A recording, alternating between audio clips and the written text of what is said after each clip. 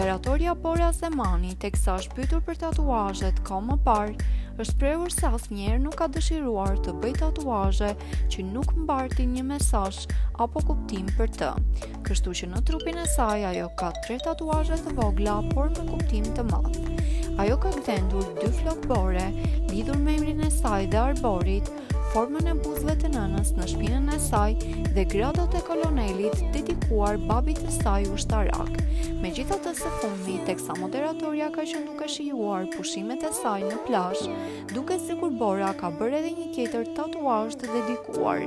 Në fotot e postuara bie në sy një tatuazh abstrakt në pjesën anësore të shpinës së saj. Edhe pse Bora nuk ka folur për tatuazhin e saj të ri, një foto e postuar nga Donaldi ka ngretë të gjithëve dyshimet. Teksa ishte në prag të publikimit të këngës Picasso dedikuar Borës, Donaldi postoi 2 foto në lidhje me veprat abstrakte të Picassos.